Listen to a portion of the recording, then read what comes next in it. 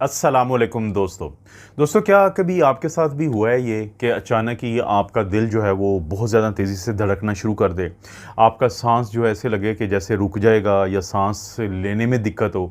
इसी तरह से आपको ऐसे लगे कि आपकी चेस्ट जो है, आपके जो सीने पे कोई जकड़ाव आ गया है, कोई चीज़ बैठ गई और आपको खौफ लगे बहुत ज़्यादा।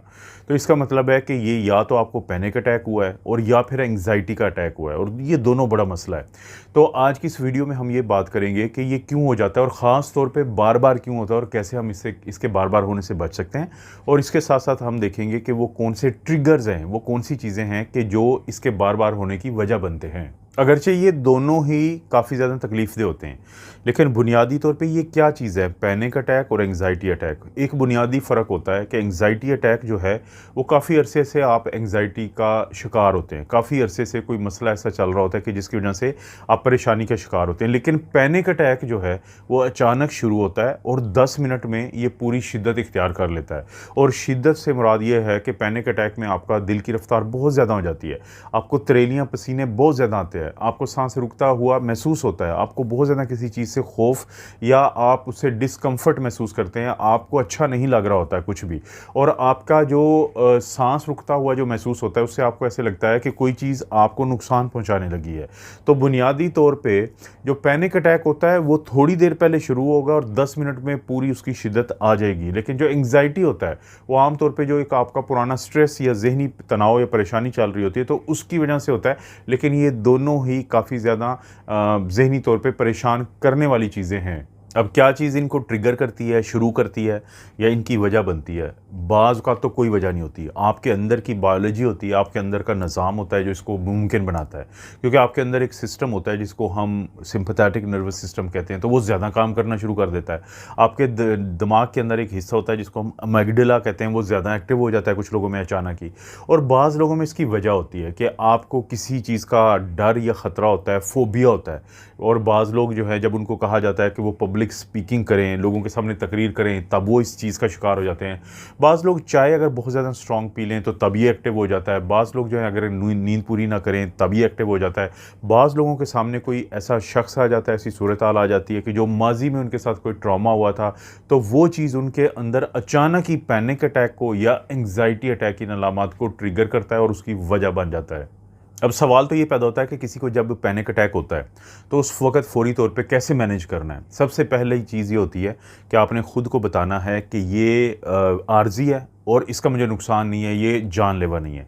दूसरी बात होती है कि आपने गहरे गहरे सांस लेने के 4 सेकंड के लिए आप सांस को अंदर लेके जाएं, 4 से 5 सेकंड के लिए उसको रोकें और 4 सेकंड के लिए उसको निकाल दें।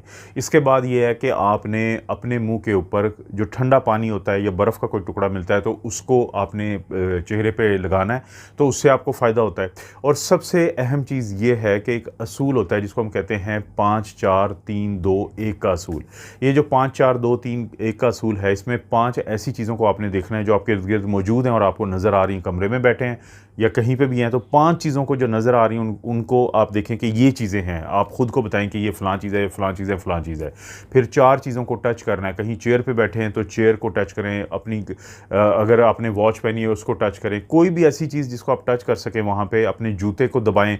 तो 4 वो चीज़ें जो टच करनी है। 3 वो चीज़ें हैं कि जो आपको सुनाई दे रही हैं। किसी परिंदों की आवाज़ हो सकती है, ट्रैफ़िक की आवाज़ हो सकती है, तो ये आपने करना है।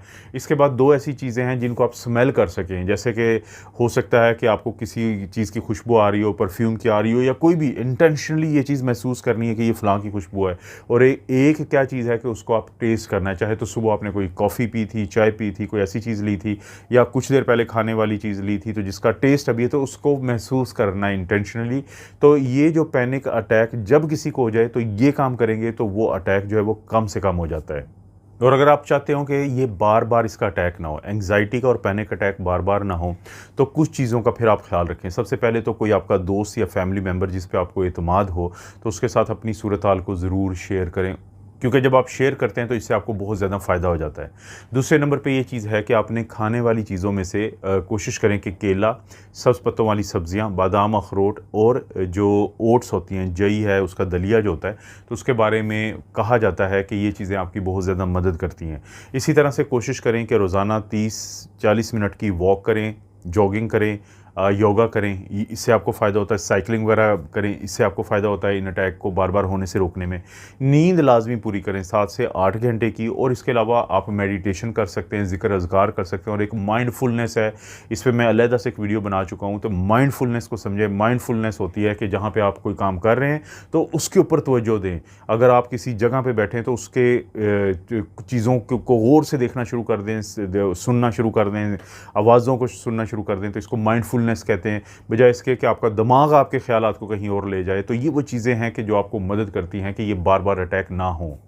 और अगर बात करें मेडिकल या साइकोलॉजिकल इसके थेरेपी या ट्रीटमेंट की, तो 2 चीज़ें तो बहुत मशहूर हैं। एक तो ये होता है कि आपकी सीबीटी की जाती है, जिसको हम कॉग्निटिव बिहेवियरल थेरेपी इलाज को कहते हैं। बिहेवियरल कि आपका बिहेवियर तब्दील किया जाता है कॉग्निटिव सोच के ज़रिए।